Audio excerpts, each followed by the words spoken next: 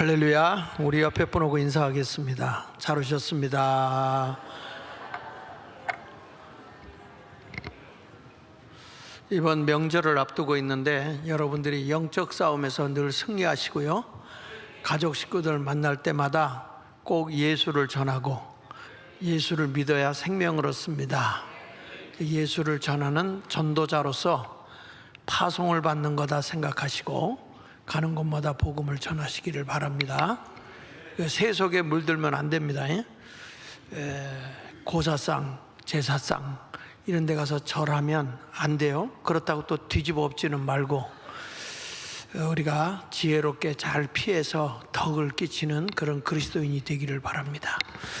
오늘 귀한 성가대, 명절도 안 쉬러 가시고 성가대 해주신 며느리들인데 다 하여튼 수고하셨습니다. 우리 박수로 함께 영광 돌리도록 하겠습니다. 요즘에 우리나라에 상당히 시끄러운 일들이 있죠. 국회에서 국민 권익위원장을 임명하는 데 있어서 창조론에 대한 이야기를 가지고서 신문한 얘기가 나오죠. 거기에 김성애라는 더불어민주당의 국회의원과 그리고 이번에 국민권익위원장으로 가는 안창호죠. 안창호 위원장님이 가시는데 그분이 똑같이 하나님을 믿는 사람들이고, 더군다나 김성희라는 사람은 미국에서 신학교까지 한 사람이에요. 전도사까지 한 사람이에요. 이제 이 사람이 창조론을 주장하고 성경대로 믿는 분의 얘기를 가지고서 굉장히 비하하게 되고 아주 사람을 무시하게 되고 참 한심스럽죠. 그래서 그분은 진화론을 자꾸 믿고 우리는 창조론을 믿습니다.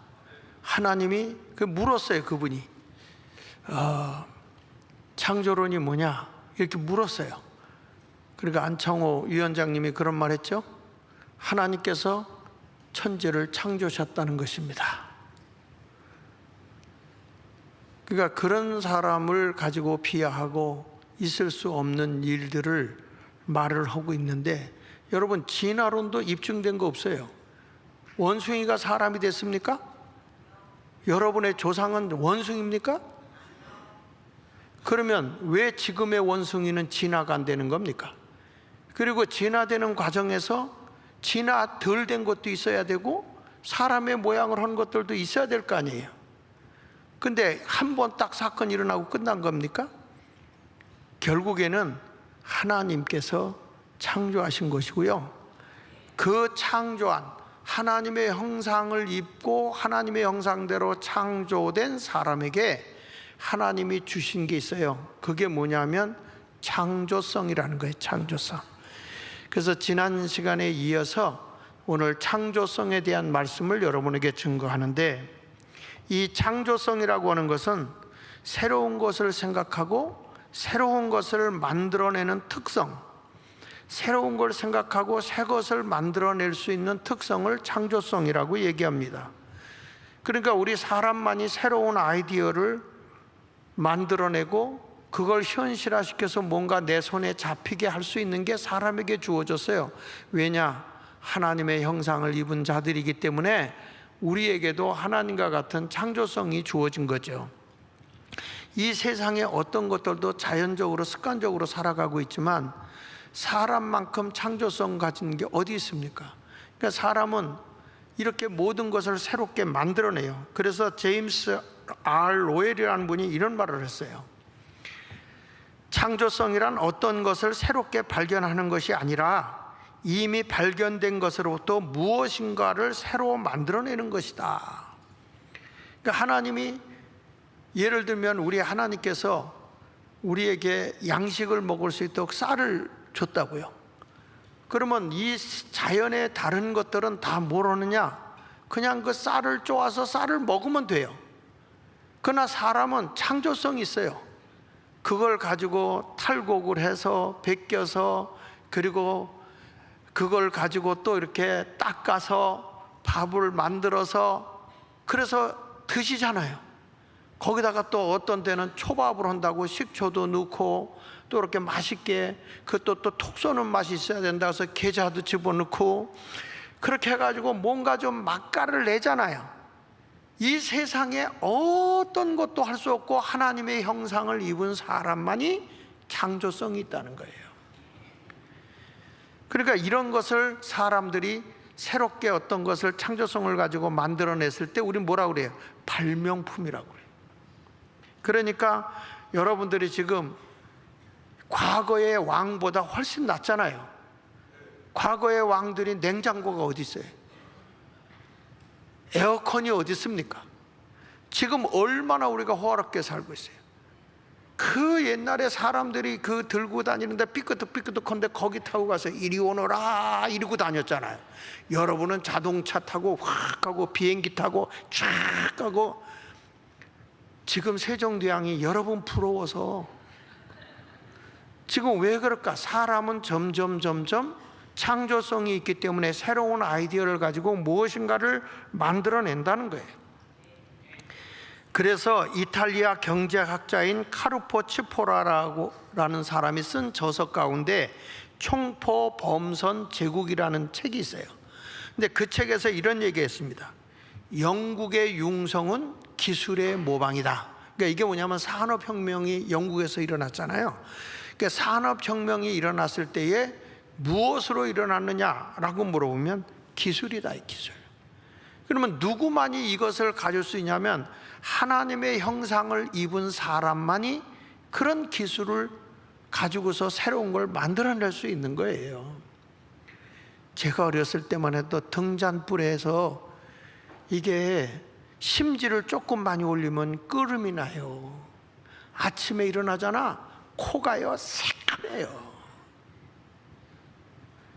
지금 여기 우리 심전도사님 앞에 앉았지만 이런 얘기하면 날더러 뭐라고 그러냐면 꼴통이라고 그래요. 그게 여러분 얼마 전 얘기 아닙니까? 그러니까 요즘 세대들은 완전히 새로운 세대에 살고 있어요. 그 우리가 얘기할 때 알파 세대다, 뭐 잘파 세대다, 막 이런 얘기들을 하잖아요. 그 알파 세대는 어떤 세대냐 그러면은 저도 이번에서 알은 거야. 그 알파고 인공지능이 하고 그 알파고라고 하는 컴퓨터 같이 바둑을 뒀잖아요.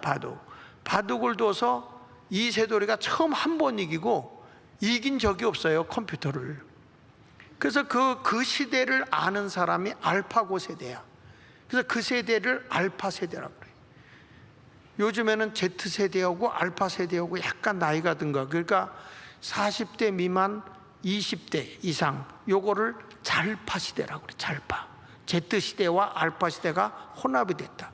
근데 실질적으로 알파 시대 그러면 10대요, 10대. 얘들한테 가서 공산주의가 나빠요, 자유민주주의, 얘들은 그런 것 전혀 신경 안 써. 사상적인 거 신경 안 써요. 그냥 얘들은 춤추면서 놀면서 공부해요. 여기다 잔뜩 뭐 달아놓고 옆에서 누가 얘기도 들리지도 않아. 흔들어가면서 볼펜도 막 떼굴떼굴 돌려가면서 정말 옆에 있으면 정신 사나워. 그런데 그렇게 해야 얘들은 공부가 돼요. 시대가 달라요. 그렇지만 사람에겐 뭐가 있는지 아십니까? 그런 사람들에게도 창의성이 있다는 거예요.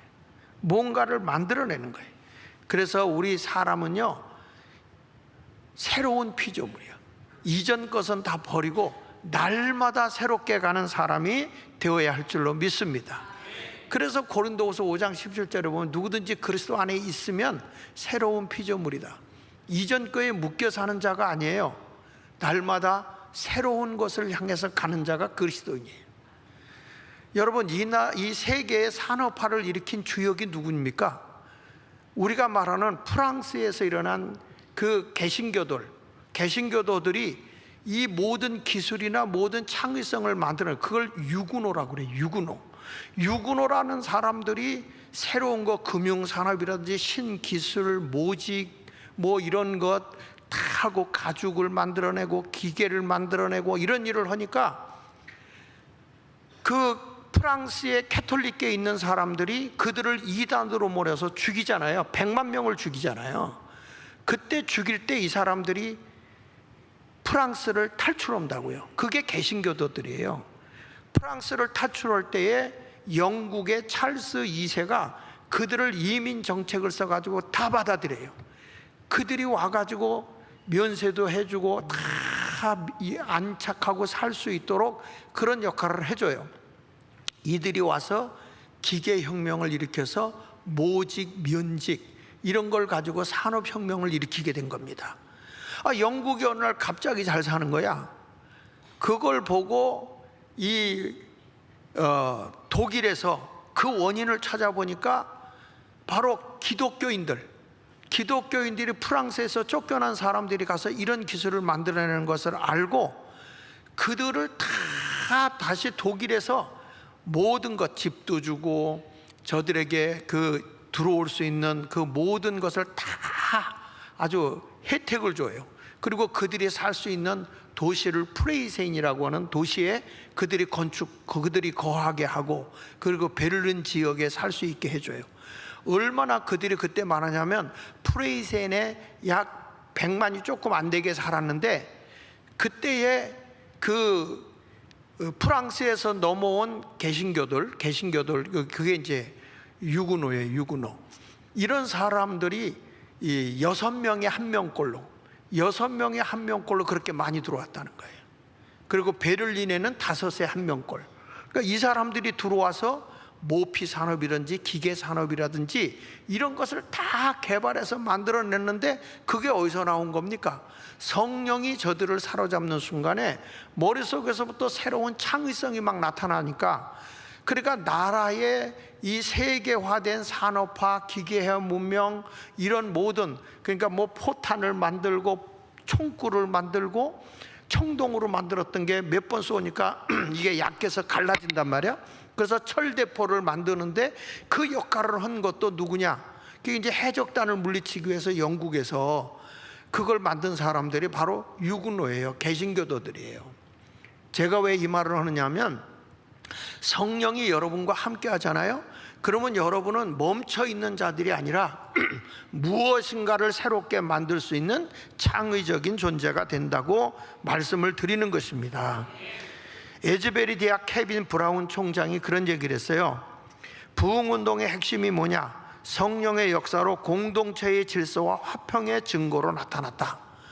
성령의 역사가 나타나니까 이상하게 사람들이 공동체가 형성이 잘 되고, 성령의 역사 보니까 질서가 바로 잡히고 바로 되더라는 거예요. 왜 그럴까요? 하나님께서 저들에게 새로운 이전 일의 삶이 아니라 새로운 내일의 세계를 꿈꾸게 한다는 거예요. 성령은 과거에 묻혀 사는 게 아니에요. 지금 우리 대한민국이 한심스러운 게 자꾸 과거적인 얘기 갖고 싸워요. 친일파다 뭐다. 여러분, 이제는 다 그거 넘어서서 세계를 향해서, 내일을 향해서, 복음 통일을 향해서, 아멘하다 누가 돌아가셨나 봐. 그렇게 나가야 돼. 언제까지 우리가 과거에 묻혀 살 겁니까? 아니, 찬송가도 있잖아요. 과거를 묻지 마세요. 우리가 과거에 아픔이 있으면 그걸 딛고 다시는 나라를 빼앗기지 않도록 부강대국을 이루어야 되겠다. 이런 정신을 가지고 나가야지. 대범하게 살아야지. 옛날에 그 못 살 때 누구한테 그 구박당한 거 지금까지 서럽다 그러면 되겠습니까? 제 아내도 과거에 뭐 그 부유한 사람이 굉장히 어렵게 자기를 했던 얘기를 해요. 그런데 가보니까 그 자손이 강화에서 3호로 돼 있어요. 가서 같이 만나니까 과거에 이랬다고. 그분이 오히려 제대로 못해서, 사모님한테 못해서 미안하다고 오히려 그러더라니까. 그러니까 아니라고, 절대 그렇지 않다고. 우리 집 사람은 과거를 묻지 않고 오히려 거기다가 뭐 같은 거 사다 주던데.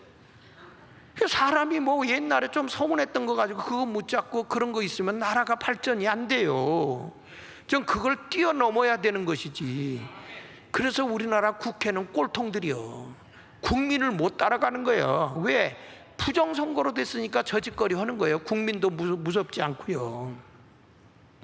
그래서 우리는 다른 거 없어요. 성령이 우리와 함께 하게 되면 모든 창조의 원리로 새로운 것들도 조직되게 되고, 그리고 모든 질서도 성령으로 잡히게 되는 것입니다. 하나님께서 모세에게 하나님의 그 촛대를 만드는데, 하나님의 성전에 촛대를 만드는데도 그냥 촛대 밋밋하게 만들어라 그러지 않아요. 우리 하나님은요, 아주 그들에게 아이디어까지 주고 설계도까지 준다니까, 창조적인 것을요. 그러니까 여기 한번 보겠습니다. 우리 출애굽기 25장 33절에 보니까, 이쪽 가지에 살구꽃 형상의 잔색과 꽃받침과 꽃이 있게 하고, 저쪽 가지에도 살구꽃 형상의 잔색과 꽃받침과 꽃이 있게 하여. 그러니까 하나님의 그 등잔은 6개의 등잔이 있는 거잖아요. 가운데 이렇게 그 등잔이 이렇게 하나 둘 셋 이런 식으로 돼 있어 가지고 하는데, 거기 보니까 그 잔 꽃받침에는 꽃이 되게 해가지고 살구꽃 같이 해라. 그 다음에 등잔대에서 나온 가지 6을 같게 할지며, 등잔대 줄기에는 살구꽃 형상의 잔넷과 꽃받침과 꽃이 있게 하고. 여러분, 이게 동으로 만드는 것에다가 꽃으로 모양을 만든다는 게 쉽습니까? 요즘처럼 본을 떠서 만드는 시대도 아닌데. 그런데 그런 것을 다 하나님이 만들라고 얘기를 해요. 그래서 눈치가 있었으면 딱 이거를 사진을 하나 찾아서 띄워줬을 텐데, 이 방송실이 좀 잘 그런 걸 잘 못해. 그러니까 여러분, 이렇게 등잔대 이렇게 탁 이런 것들을 이렇게 떠가지고 하는데, 거기에 살구꽃 모양으로 해서 해라. 하나님은요, 이와 같이 사람들에게 어떤 일을 시켜도 창조성 있게 만드시기는 하나님이신 거예요. 그냥 옛날 그대로 아무것도 생각 없이 사는 게 아니라, 무엇인가 하나님께 여러분에게 은사를 주었기 때문에 자신만이 할 수 있는 독특한 재능을 주셨다는 거예요. 여러분들도 생각만 하면 뭔가 새로운 걸 만들어내는 능력이 있습니다. 저도 그래요. 글을 하나 써야 되겠다 그러면 그때 막 집중을 하잖아요. 그러면 막 여러 가지가 집중돼서 이렇게 잡혀요. 그런데 지나고 나면 다 잃어버려요. 근데 그때 나는 이런 생각을 하는 거예요. 어떻게 이런 글을 쓰게 됐지? 어떻게 이런 글이 나오지? 근데 그거는 그 당시에 누가 나를 새로운 아이디어를 줬냐면, 성령님이 나에게 그런 아이디어를 주었단 말이야. 그러니까 뭔가 여러분들도 내일을 생각하고 미래를 생각하고 무엇인가를 해야 되겠다 그러면, 우리 하나님은요, 여러분에게 성령의 능력으로 새로운 아이디어를 주시고 새로운 무엇인가를 할 수 있도록 하게 하시는 하나님이시라는 것을 우리는 알아야 되는 것입니다. 특별히 우리 교인 가운데 디자이너라든지 또는 봉제업을 한다든지 뭘 할 때에 그냥 있는 대로 그렇게 하는 게 아니라, 요걸 요렇게 요렇게 좀 바꿔놓으면 더 이쁘지 않을까?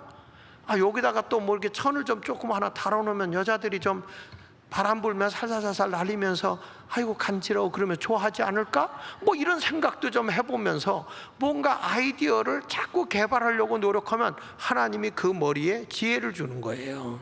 이런 하나님의 역사는 오묘한 것입니다. 여러분, 음식 해 먹을 때 왜 참기름, 들기름 왜 써요? 맛을 더 내려고 하는 거 아닙니까? 어떤 짐승이 참기름, 들기름 써가지고 볶아 먹는 거 봤어요? 사람만이 할 수 있단 말이야. 사람만이.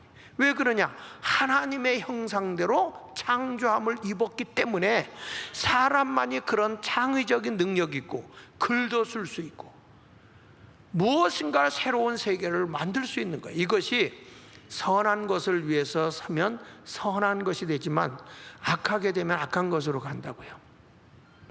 여러분, 우리가 공산주의가 뭐예요? 공산주의라는 것은 쉽게 말하면 이 세상에 사람들의 지정의로 이 땅에 천국을 만들자는 거야. 유토피아를 만들자는 거야. 유토피아. 이 세상의 유토피아를 만들자. 그래서 우리들만의 세계를 만들자. 쉽게 말하면 바벨탑 사건과 같은 거예요.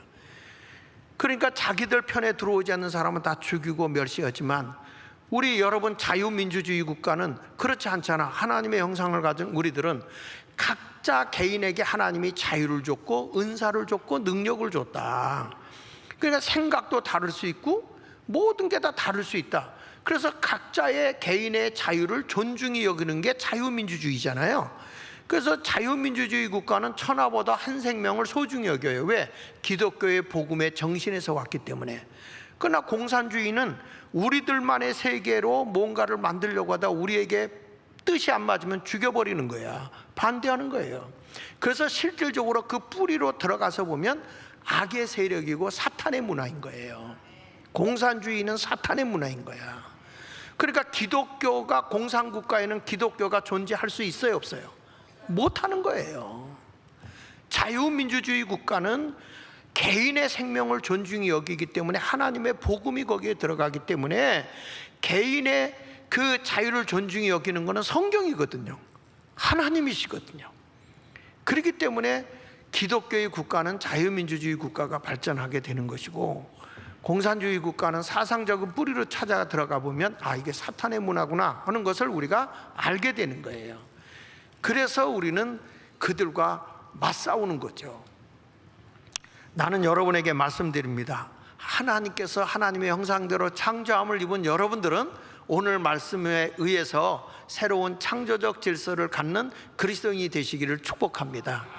자, 그러면 오늘 창조성 두 번째로 얘기하는데, 첫째는 뭐냐? 창조의 사람은 새 일을 할 수 있는 긍정의 사람이다. 한번 따라합시다. 새 일을 할 수 있는 긍정의 사람이다.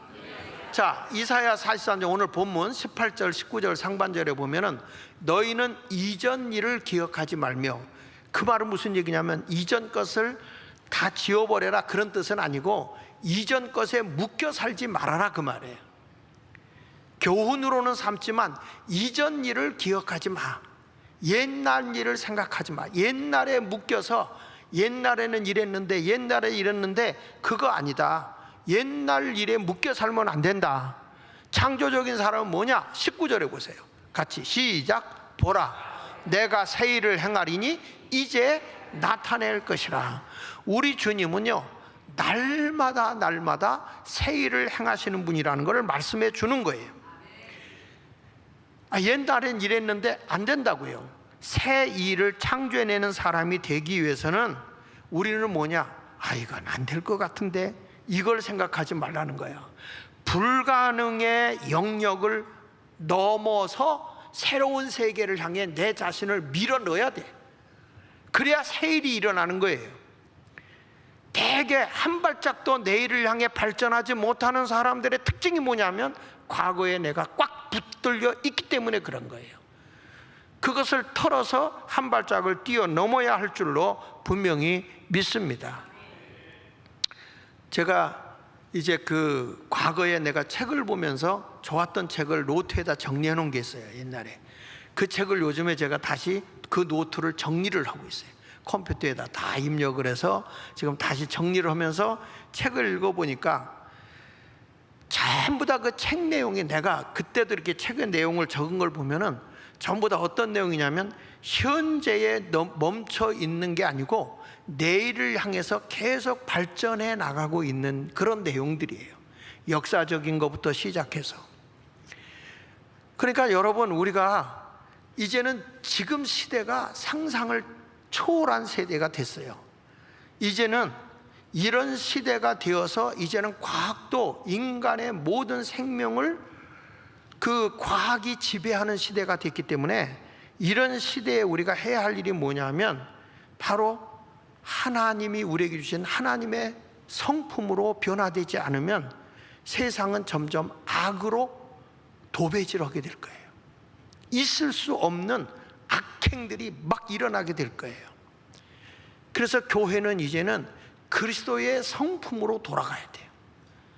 우리는 이걸 얘기할 때 성화라고 얘기하잖아요.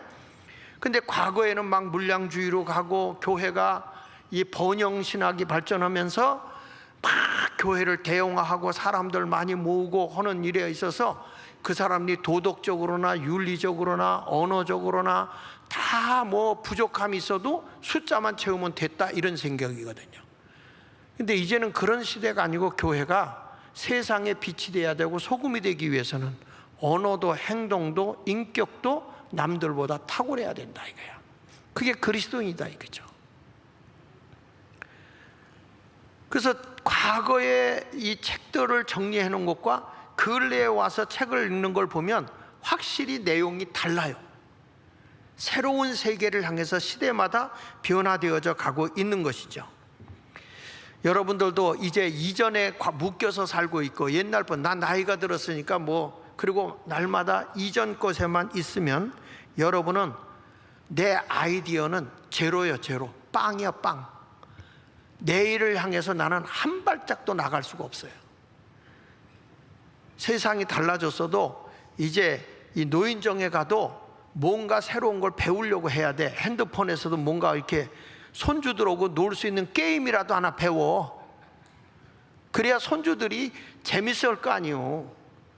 야, 네 헬미는 아무것도 안 보인다, 아무것도 모른다, 이러고 앉았으면 할머니 냄새나 절로 가, 그리고 쫓아버린다고요. 뭔가 재밌게. 그래서 할머니가 뭔가 하네, 이런 모습을 봐야죠.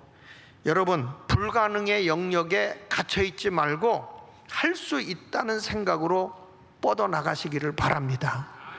지금 인생이 100세 시대인데, 내가 70이 됐다 해도 30년을 더 살 텐데, 80이 됐다 해도 20년을 더 살 텐데, 그러니까 지금 이 상태에서 난 포기하고 주저앉아 있는 사람이 돼서는 안 된다고요.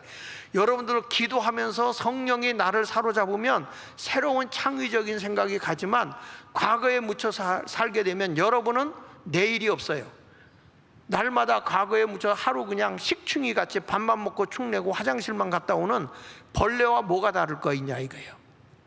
그래서 오늘은 우리에게 그 많은 경험을 가지고 창의적인 생각을 하고 나갈 수 있는 자가 되시기를 바랍니다. 그래서 여기 우리가 뭔가 새로운 것을 이루어내야 돼요. 이스라엘 사람들이 무슨 농법으로 이스라엘을 잘 살게 했냐면 토라 농법이라는, 토라 농법. 그러니까 저들은 하나님의 말씀을 읽다 보니까 자기들이 살고 있는 지역이 사막인 거예요. 사막인데 거기 크기도, 나라의 크기도 강원도 정도만 하거든요.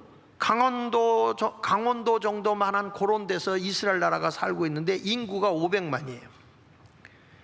그런데 여기는 준사막지대라고요. 근데 이런 사막지대에서 농업을 할 수 없어요. 그런데 지금에 와서 보면 이스라엘 나라는, 지금 이스라엘 농업은 엄청나게 발전이 돼가지고 식량도 자급자립을 해요. 스스로 우리가 농사진 것 갖고 500만이 먹고 살게끔 해놨어요. 사막지대인데. 오히려 농축산물은요, 세계 수출하는데 이스라엘의 농축산물이 좋다고 소문나서 다른 데보다 이 물가가 몇 배가 비싸요. 그걸 갖다가 세계에 수출하는 게 이스라엘 나라예요. 어떻게 이 나라가 농업을 자립하고 사막지대의 나라가 이 수출 자립을 하고 이 농업 자립을 하고 수출하는 강국이 될 수 있느냐라고 했을 때, 그것은 하나님의 말씀 농법을 따랐다는 거예요. 하나님의 말씀 농법. 그게 이제 토라 농법인데, 이사야 43장 18절에 그 말인 거죠. 이전 일을 기억하지 말며 옛날 일을 생각하지 마라. 여긴 사막이니까 농사 안 돼. 여기는 농사 질 수 없어. 여긴 물도 없어. 이런 거에 묶여 살지 말아라. 그래서 하나님의 말씀을 읽다 보니까 거기 지도자에게 뭐가 나타났냐? 창의적인 생각이 들어간 거예요. 그러니까 사막에는 농사가 안 된다? 황무지에 무슨 농사가 일어나? 이거 안 된다고 했는데 성경을 읽다 보니까 발상의 전환이 나타난 거예요. 43장 19절에 보니까 이런 말이 나오라. 보라, 내가 새 일을 행하리니 이제 나타낼 것이다. 어떻게 나타내냐? 너희가 그것을 알지 못하겠느냐? 반드시 내가 이 광야에, 이 사막에 길을 내고 이 사막에 강을 내겠다. 이때 지도자가 성경을 보다가 자기 눈이 팍 떠진 거예요. 이긴 사막이라 농사가 안 돼. 여기는 아무것도 될 수가 없어 하는 이 지역에다가 길을 내자. 이 광야에 사람이 달 수 있는 길을 뚫자. 그리고 이 사막에 저 갈릴리에서 흐르는 저 요단강, 이런 강에서 흘러가는 그 물을 갈릴리 호수에서 빼다가 사막으로 강물이 흘러나오게 하면 되지 않을까냐. 그래서 이 새로운 지도자들이 이제 이렇게 강물이 사막으로 흘러갈 수 있다면 여기에서 농업도 가능하다, 농사도 가능하다.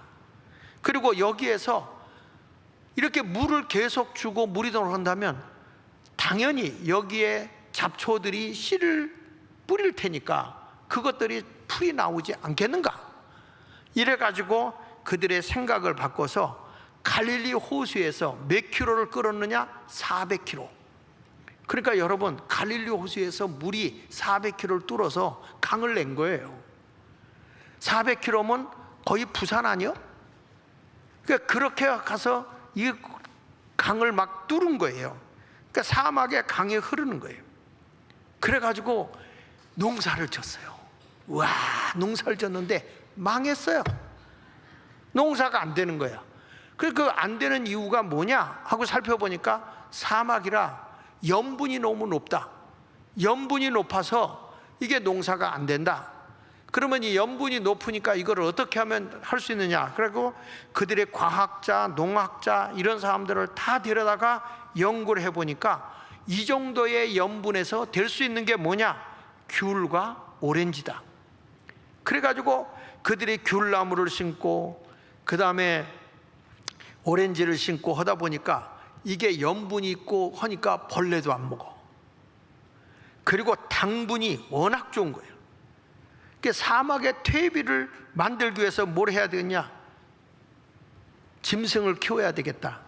3,000평 귤밭에 퇴비가 적당하게 늘려고 하면 어느 정도 되었냐? 젖소 70마리, 돼지 3,000마리를 묶어서 키우면 거기서 나오는 퇴비를 섞어 발효를 시킨다고 하면 질 좋은 귤을 생산할 수 있겠다. 이런 생각을 해가지고 저들이 해보니까 워낙 사막지대니까 일조량도 좋잖아요. 귤에 당분도 많고 가축도 거기서 키우면서 하니까 염분도, 그러니까 뭐가 일어나냐면 병균이 없어. 그래가지고 가축들도 수출하고 고기들도 수출하는데 다른 데보다도 이 귤값이나 오렌지 값이 2배 내지 3배 값이 더 비싸요. 그래도 없어서 못 판다는 거예요. 이 정도로 사람의 생각이 하나 바뀌면 새로운 세계가 열리는 거예요, 여러분. 이것이 뭐냐? 이게 창의성이라는 거예요. 그래서 오늘부터 사랑하는 여러분들은 난 안 돼, 난 못해, 난 늙어서 끝났어, 뭐 이러다가 밥 먹다가 화장실만 부흥시키고 그러다 죽지, 그런 생각하는 사람은 빨리 10개 손가락으로 얼굴을 그냥 팍 파줘 버려. 그렇지 않다는 거야. 성경 이사야 43장 19절부터 20절에 보면 이런 말씀이 나오죠. 20절에 보면은 장차 들짐승 곧 승냥이와 타조도 나를 존경할 것은 내가 광야에 뭐를 냈다고요? 광야에 물을, 사막에는 강들을 내어 내 백성 내가 택한 자에게 마시게 할 것임이라. 그러니까 하나님께서 이 사막이라는 곳에 어떤 사람에게 창의적 능력을 주어서 그 사람을 통해서 거기다 강을 내게 되고 또 거기에서 물을 마실 수 있도록 그렇게 해주게 되니까 그 야생 짐승들도 감사하게 될 거라는 거죠. 이렇게 하나님의 택한 백성들만 정신 차리면 세상은 바뀌는 겁니다. 잘 들으십시오. 역사적으로 우리가 훑어보게 되면 산업화가 이루어진 거라든지 이 세상의 모든 과학과 문명을 발달시키는 데는 기독교인들의 영향이 굉장히 컸다는 거예요. 왜 그럴까요? 성령은 창조의 영이거든요.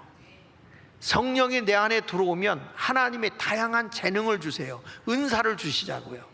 그래서 여러분 모두는 이제 오늘부터 부정적인 생각은 예수 이름으로 다 지워버리고 따라합시다. 나도 할 수 있다. 나도 해보겠다. 그렇게 새로운 도전 정신을 좀 가져보는 여러분이 되시기를 축복합니다. 두 번째 가서 창조의 사람은요, 하나님이 주신 강점으로 늘 찬송을 해요. 무슨 얘기냐면 찬송이라는 거는 입으로만 하는 게 아니에요. 내가 삶에서 하나님을 영화롭게 하는 게 찬송인 거야. 강점, 하나님이 내게 주신 강점이 있어요. 여러분 나름대로 다 하나님이 여러분에게 장점을 다 하나씩 줬어요. 아무것도 아무것도 없는 사람은 없습니다. 하나님이 하나님의 형상대로 여러분을 만드셨기 때문에 하나님의 형상을 입은 자예요. 부모가 자식을 낳아도요, 자식이 어딘가를 닮았어요. 제가 어렸을 때 읽은 책 가운데 하나 잊지 못하는 게 뭐냐면 발가락이 닮았네라는 소설이 있어요. 발가락이 닮았네. 근데 이게 무슨 얘기냐면 남편이 성불구자야. 그 아이를 가질 수가 없어요. 근데 이 여자가 아이를 낳은 거야. 이건 무슨 얘기냐면 남의 남자를 통해서 아이를 뵌 거를 이 여자는 당신이 나를 이렇게 아이를 갖게 했다고 그 남자를 기쁘게 해주는 거예요. 그러니까 이 남자는 그 마음을 알아. 근데 자기는 아이를 가질 수 없다는 걸 알아요. 그러니까 친구가 와서 아이고 당신 많이 닮았다고 그러니까 어쩌면 내 발가락을 이렇게 똑 닮았냐고. 그게 소설이야. 발가락이 닮았네. 이런 거 못 읽어봤지. 그러니까 시집을 아직 안 가는 거야. 그러니까 우리가 보면 발가락이라도 닮았다, 이렇게 뭔가를 새로운 것을 자꾸 이렇게 얘기하는 거거든요. 사람은요 안 됩니다. 못합니다. 자꾸 누구의 약점을 파내서 그 사람에 대해서 이렇게 험담을 한다든지 그거를 갖다가 등쳐먹는다든지 하는 사람은 절대 내일의 발전이 없어요. 하나님이 내게 주신 강점을 찾아내서 그걸 선으로 사용해야 되는 것입니다. 그래서 성경은 말하는 거예요. 이 백성은 내가 나를 위하여 지었나니 나를 찬송하게 하려 함이라. 하나님께 영광이 되는 삶을 살라고 하나님이 만들었다, 그 말이에요. 남을 속여먹고 남을 등쳐먹고 하려는 게 아니야. 찬송이라는 건 입으로만 찬송이 아니야. 삶으로 하나님을 영화롭게 하는 게 그게 찬송인 거예요. 여러분들도 어느 곳에 가든지 강점으로 하나님을 영화롭게 할 수 있는 자가 되시길 바랍니다. 성경에 보면 부살레라는 사람에게 하나님이 성막을 짓는 일을 하는데 그에게 하나님께서 은사를 주잖아요. 창조적 은사를 줘요. 출애굽기 31장 1절로 5절에 보니까 여기 보세요. 여호와께서 모세에게 말씀해 이르시되 내가 유다 지파 훌의 손자여 우리아의 아들 누구를 지명해? 부살레를 지명하여 부르고 하나님의 영을 그에게 충만하게 하며. 여러분, 이게 성령이 내 속에 올 때 창조적 능력이 나타난다니까요. 악한 영이 나를 지배하게 되면 악한 짓 하잖아요. 못된 짓 하잖아요. 그러니까 내가 아까도 그런 얘기하는 거예요. 세상에 보면 어둠의 영이 지배하는 세상이 있고 빛의 영이신 성령이 지배하는 세상이 있다는 거예요. 교회라고 다 같은 교회가 아니에요. 성령의 다스림이 있는 교회가 있고요, 교회 안에도 가보니까 사탄이가 장악한 교회가 있어요. 어둠의 영에 잡혀 살면 안 된다고. 성령에 잡혀 살아야죠. 믿습니까? 개인도 마찬가지야. 성령에 잡혀 사는 사람은 세상을 밝게 살아요. 그런데 어둠의 영에 잡혀 살게 되면 악하고 썩고 부패된 삶을 살아요. 교회를 다니면서도 그렇다고요. 여기 보십시오. 부살레를 지명하여 부르고 하나님의 영을 그에게 충만케 하여, 같이 읽어봅시다. 지혜와 총명과 지식과 여러 가지 재주로. 야, 여기 보세요. 하나님의 영이 그거니까 하나님이 지혜를 준다는 거예요. 지혜라는 것은 먼저 할 일과 나중 할 일. 저는 어떤 사람이 일을 시켜보면 일머리를 못 잡는 사람이 있어요. 어떤 일을 일머리를 딱 잡고 해야 일이 되거든. 어디서부터 해야 된다는 거예요. 그러니까 일머리를 못 잡으면 헤매요. 헤매. 지혜라고 하는 게 뭔지 아십니까? 선과 악을 분별하는 능력, 먼저 할 일과 나중 할 일을 분별해내는 것, 이런 것들이 바로 지혜예요. 판단력이죠. 그 다음에 총명. 총명이라는 것은 우리에게 이렇게 가서 보면은 무엇이 옳고 그름을 바르게 판단해내는 능력이 있어요. 그러니까 내일의 것을, 그러니까 이런 총명이라고 하는 것을 가진 사람이 누구였냐면은 이 요셉이에요. 요셉. 흉년이 들어왔을 때 이 사람이 벌써 뭘 해야 될지를 알잖아요. 판단력이 생기잖아요. 그러니까 이 사람이 앞으로 7년 풍년 들었을 때 20%의 곡식을 저장해라. 사람들이 욕지거리를 하지만 나중에 그 사람의 분별력과 판단력이 정확한 거야. 이게 총명인 거예요.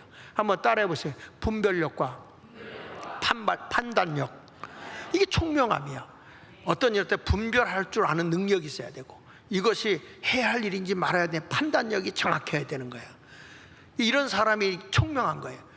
지식, 여기서 성경에서 말하는 지식이라는 것은 경험으로 아는 것을 얘기해요. 기노스코, 경험으로, 많은 경험으로 알아라. 그리고 여러 가지 재주, 이건 우리는 은사라고 그래요. 은사, 재능이라고 그러죠. 은사를 하나님이 뭘로 주느냐? 성령으로 준다는 거예요. 성령으로. 세상에 배운 지식 위에 하나님의 영이 나를 지배하게 되면 이런 탁월한 걸 주게 된다는 거예요. 그렇게 되니까 어떤 일이 오냐? 같이 읽어봅시다. 정교한 일을 연구하여 금과 은과 노수로 만들게 하며 보석을 깎아 물리며 여러 가지 기술로 나무를 새겨 만들게 하리라. 하나님의 성막을 짓는데 우리 하나님이 부살레라는 사람을 쓰겠다는 거예요. 근데 이 부살레를 쓰는데 그가 가지고 있는 재능을 가지고 보는 게 아니라 성령의 능력 위에 임하는 그런 지혜, 지식, 총명, 그리고 재능, 이런 것을 하나님이 쓰겠다는 거예요. 여러분 모두도 성령의 충만함을 받아가면서 그냥 옛날에 묻혀 살지 말고 뭔가 새로운 걸 자꾸 창조해 가려고 하게 되면 하나님이 그 머리에다가, 그 손재주에다가 능력을 더해 주는 거예요. 할렐루야. 그래서 내가 이것은 내가 한 것이 아니고 하나님이 하신 일입니다, 이렇게 얘기할 수 있어야 되는 거예요. 우리나라에 하나님이 이 마지막 때 대한민국을 쓰려고 하는 이유 중에 하나가 뭐냐면, 지금 여러분 한글 있잖아. 한글을 세종대왕이 만들 때에 목적으로 얻었냐면 국민이 너무 무지하니까 국민을 깨우쳐야 되겠다. 그래서 국민을 생각하고 쉽게 글을 만들었어요. 세계에서 가장 쉬운 글이 한글이라는 겁니다. 그리고 컴퓨터로도 잘 할 수 있고, 중국은 이걸 영어로 바꿔서 중국말이 나오기 때문에 중국은 문맹률이 굉장히, 글 모르는 사람이 많아요. 지금 한국은 글 모르는 사람이 1% 미만이야. 글 모르는 사람이 거의 없어요. 아멘 하는 사람은 북한 가요. 그런데 지금요, 깜짝 놀란 게 세계에 한국의 한류 바람이 불면서 한글 배우는 운동이 세계적으로 어마어마하게 일어나고 있는데, 뭐 200 몇 개국 나라 언어 중에 지금 우리나라 한글을 배우는 강대국들이 60개국이 넘는다는 거예요. 지금 미국도요, 옛날에 스페인어 배우는 데서 한글로 돌아가고 있답니다. 텍사스 같은 데는 제2 모국어를 한글로 하겠다고 선언을 했어요. 이만큼 한글이 세계화되고 있는 이유는 뭘까요? 이 쥐꼬리 많은, 쥐꼬리보다도 더 적은 코딱지만한 세계 지도 속에서 하나 조그맣게 붙어있고, 그것도 반조각 된 나라에 이렇게 된 것은 한 왕의 그 국민을 생각하는 마음으로 글을 만들어낸 그 창조성, 그것이 앞으로는 세계에 큰 영향력을 행사하게 될 줄로 믿습니다. 사랑하는 여러분, 이것은 어떤 특정인에게만 주는 것이 아니라 오늘도 하나님의 형상대로 창조함을 입은 저와 여러분 모두도 이런 창의적인 능력을 가질 수 있는 것입니다. 그래서 시편의 기자는 이런 얘기를 했습니다. 시편 8편 4절부터 보니까, 사람이 무엇이기에 주께서 그를 생각하시며. 여러분, 사람을 하나님이 생각하세요. 인자가 무엇이기에, 이 시편 기자가 얘기하는 거예요. 무엇이기에 주께서 그를 돌보시나이까. 하나님이 뭔데 우리를 이렇게 돌보십니까? 그러면서 이렇게 해, 그를, 사람을 하나님보다 조금 못하게 만들었다는 거예요. 그러니까 우리는 하나님보다 조금은 못해. 그렇지만 우리도 하나님과 같이 창조적 능력이 있어요. 그건 확실히 믿습니까? 아무리 사람을 닮았다 그래도 우라무탕이 요리해 먹는 거 본 사람 있어? 안 돼요. 본능적으로 그런 지혜가 있죠, 새들 가운데도. 그러나 그것이 창의적인 능력을 가지고 있느냐? 없다는 거예요. 이런 모든 역사적 성경의 사실을 보면, 아니 인간이 하나님이 창조했다는 걸 어떻게 부인하냐고, 아니라는 것을 어떻게 입증을 하냐고.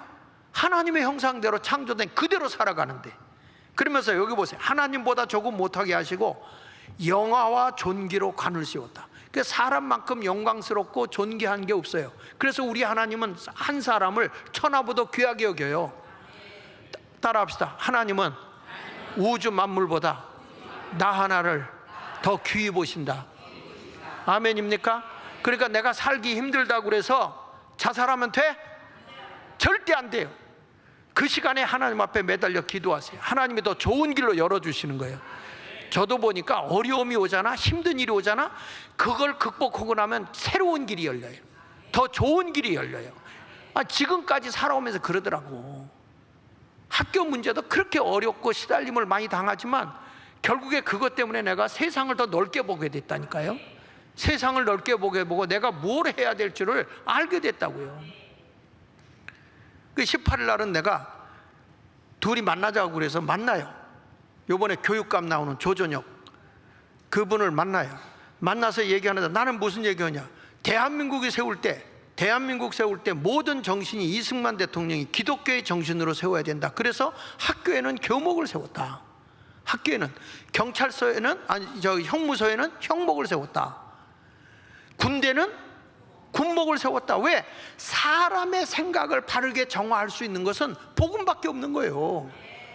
이 지식으로 안 되고, 우리 아이들을 바르게 교육시킬 수 있고 도덕적이나 윤리적으로 바르게 할 수 있는 건 하나님의 형상을 입었기 때문에 하나님의 진리로만이 저들이 변화될 수 있는 거예요. 다른 방법이 없어요. 그래서 나는 이번 교육감한테 서울시에 교목제도 하자. 그러면 내가 또 한국의 교회들마다, 서울에 있는 교회들마다 나부터 쫓아다니면서 내가 운동해 주겠다. 이거 하면 하는 사람 이상한 사람들이야. 다 빨갱이 같아 다. 왜냐하면 아이들이 하나님의 복음으로 무장돼야 하나님의 창조적 형상을 갖게 해야 된다는 거예요. 자, 여기 보세요. 그를 하나님보다 조금 못하게 하고 영화와 존귀로 관을 씌우셨나이다. 주의 손으로 만드신 것을 뭐 하겠다고요? 주의 손으로 만드신 것을 사람에게 다스리게 했다는 거예요. 이 세상에서 생육하고 번성하고 다스리고 지배하고 정복하라. 하나님께서 다 하시고 만물을 그의 발 아래 주었다. 이 세상의 모든 거 다 너에게 맡겨주니까 내가 알아서 경영해라. 이렇게 만들었다. 그랬더니 이 어리석은 것들이 그냥 이게 무슨 원숭이가 변화되고 뭐가 진화돼서 이렇게 변화됐다고, 인간의 이성으로 모든 걸 다 판단하려고 그래요. 하나님의 능력으로 창조된 걸 부인하고 말이죠. 그러면서 이렇게 말합니다. 곧 모든 소와 양과 들짐승, 공중의 새와 바다의 물고기와 바닷길에 다니는 것이니라. 이런 것도 사람이 다스리라고 그런 거예요. 여러분, 코끼리를 누가 다스리고 다닙니까? 코끼리를 누가 다스려요? 사람이 다스리잖아요. 힘으로 당할 수 있어요? 제가 어렸을 때 소 몰고 다녔다니까? 소를 뒤에서 몰고 다녀. 이래야 왼쪽으로 툭툭 치면 이렇게 뚝뚝 치면 왼쪽으로 가고, 오른쪽으로 당기면 오른쪽으로 가고. 소를 내가 몰고 다녀서 초등학교 때부터, 아니 유치원 때 학교 가기 전부터 나 소 몰았어. 우리 아버지가 한 얘기했어요. 야, 소 풀 먹여라. 저기 가서 소 뜯겨라. 그러면은 저기 산으로 데리고 가서 풀 뜯어 먹게 소 끌고 갔어요. 소가 내 어렸을 때 내 말 들었다니까? 왜 그래요? 왜 그래? 하나님이 이 세상의 모든 만물을 사람이 다스리게 만들었단 말이에요. 이걸 부인할 자가 어딨냐고요. 호랑이도 사람이 길들여 놓으니까 호랑이가 썩고 썰는 거 보셨어? 못 봤어요? 사람의 말을 듣더라니까요. 그 야생들도. 그래서 이게 어디에 나오냐? 성경에 나오는 거예요. 주께서 그를 생각하며, 그 말은 우리 주님이 우리를 생각하고 계세요. 이 세상의 모든 것 하나님을 닮아서 우리에게 다 위임해 준 거예요. 다스려라, 지배하라, 정복해라. 하나님이 우리에게 그런 걸 줬어요. 근데 이런 말 했어요. 이사야 49장 15절에 보니까 이런 말합니다. 여인이 어찌 그 젖먹는 자식을 잊겠으며 자기 태에서 난 아들을 긍휼히 여기지 않겠느냐. 그들은 혹시 잊을지라도 나는 너를 잊지 아니할 것이다. 여러분 보세요. 하나님이 저와 여러분을 생각하는데 내가 난 젖먹이 자식을 부모가 잊을 수 있느냐? 그리고 내 자식을 어떻게 부모가 버릴 수 있느냐? 그런데 세상이 악해서 버릴 수 있을지 모르겠다. 혹시 그들을 잊을 수 있을 것이다. 그렇지만 여기 15절 끝부분에 하나님은 뭐라고 그랬어요? 나는 너를 잊지 않아, 그 말이에요. 얼마나 하나님이 날 사랑하는지 눈동자같이 나를 지키고 보호해 주겠다고 말씀하고 있는 것입니다. 지금은 하나님보다 조금 못해요. 시편 8편 5절 보세요. 그를 하나님보다 조금 못하겠다고. 그러니까 이게 또 조금 우에 올라가게 되면 허경영이가 지가 재림 예수가 되는 거야. 하나님의 위치에 올라가는 거야. 하나님의 교회에서 안상홍이 그 부인 장길자가 하나님 어머니가 되는 거야. 그 하나님의 교회 앞에 가보면 또 웃겨요. 우리는 신천지 이단을 금합니다, 이렇게 써놨어. 지가 이단인데. 여러분, 무에서 유를 창조하신 하나님, 영국 일간지에서 인류 최대의 발명품이 뭐냐? 불이라고 그랬고요. 세상을 바꾼 발명품 중 1위가 뭐냐? 세상을 바꾸는데 인간이 발명한 것 중에 1위가 뭐냐? 그랬더니 주판이라, 주판. 여러분, 주산 놀지 아세요? 나 어렸을 때 엄청 많이 했는데 1전이요, 2전이요, 3전이요, 4전이요, 5전이요, 6전이요, 14까지 오면 105야 14까지 오면 맨날 그 14에서 짓고 가고 올라고. 나 주산도 잘 나요. 하도 이걸 해가지고. 근데 그 알고 보니까 지금도 그걸 하면 손을 올려서 치매가 안 와. 야, 주산 놀 때 이게 쫙 이렇게 쫙 긁어가지고 말이야. 25 곱하기 35는 얼마다, 이런 것들 다 했다고 주산으로. 그러니까 이게 다 뭐냐? 사람의 창조성이에요. 사람의 창조성으로 자동차, 가전제품, 핸드폰, 반도체, 게임, 약품, 무기, 의류 뭐 다 했는데 이게 다 사람의 하나님이 주신 창조적 능력에 의한 기술이죠, 기술. 그래서 이제부터 하나님께서는 여러분들에게 이렇게 말합니다. 다스리게 하자. 자, 시편 8편 6절에 보면 이런 말이에요. 주의 손으로 만드신 것을 다 같이 뭐라고 그랬죠? 다스리게 하자. 이 다스리게 하다라는 말을 원문에서 찾아보니까 히브리어로 라다야, 라다. 라다라는 뜻은 무슨 뜻이냐면 경영하다, 이런 뜻이야. 경영하다. 그러니까 주의 손으로 만드신 것을 사람에게 뭐 하겠냐? 네가 경영해라. 경영해라. 그래가지고 네가 경영해서 다 이 세상 만물을 내가 잘 다스려. 만물을 그 발 아래 두셨다는 거예요. 그래서 인간이 죄를 범하고 악을 행하면 자연의 재해가 오는 거예요. 그래서 지금도 피조물들이 인간의 공해로 인해서 어려움을 당하니까 탄원한다고 그랬잖아요. 주님 언제까지 안 오시고 이대로 계실 겁니까? 사람들이 악을 행해서 세상을, 자연을 파괴시키고 있다는 거예요. 근데 지금 이 만물을 누가 다스리게 했느냐? 하나님의 사람들에게 하나님은 다스리겠다는 거예요. 성령의 사람들이 돼서 경영자가 되어져 가지고 세상에서 큰 일을 감당하기를 축복합니다. 그래서 거기 7절에 보니까 곧 모든 소와 양과 들짐승, 공중의 새와 바다의 물고기와 바닷길에 다니는 것이니라. 여호와 우리 주여, 주의 이름이 온 땅에 어찌 그리 아름다운지요. 생각해보니 하나님이라는 게 너무 아름답다는 거예요. 하나님은 이 세상의 모든 거 다 공짜로 줬어요. 여러분이 바닷가에 가서 고기 잡으면요, 아무도 돈 안 받아요. 하나님은 다 공짜 줬어요. 우리가 사 먹는 거는 저들의 수고비와 기름비 이런 거를 지불해 주는 거지. 그 어부들이 바다에서 고기 잡았을 때 하나님께 고깃값 냈다는 얘기 들어봤어요? 없어요. 하나님은 다 우리에게 주고서 이거를 잘 다스려서 더 번성하게 하라. 이게 하나님이 주시는 말씀인 거예요. 여러분 모두 창의적인 능력을 가지고 하나님께 영광이 되는 삶을 살아가시길 바랍니다. 결론입니다. 에베소 1장 17절 거기 보니까 우리 주 예수 그리스도 하나님 영광의 아버지께서 우리에게 지혜와 계시의 영을 너희에게 주사. 이건 뭐냐? 성령이에요. 성령. 지혜와 계시의 영, 너에게 모든 걸 알게 한다 그 말이야. 주사 하나님을 알게 하시고 영이신 하나님을 알게 하고 너희 마음의 눈을 뜨게 해서, 심령의 눈을 뜨게 해서 선한 길을 가게 하고, 너를 왜 하나님이 부르셨는지, 너를 왜 이 세상에 보내주셨는지 그 소망이 무엇인지를 알게 하고, 그리고 성도 안에서, 다시 말합니다, 여러분 교회 와서 은혜운동하고 성도들이 공동체를 잘 형성하면 그 안에서 기업의 영광의 풍성함이 주어지는 거야. 그 성도들이 서로 연합하면 기업의 풍성함이 주어지는 거예요.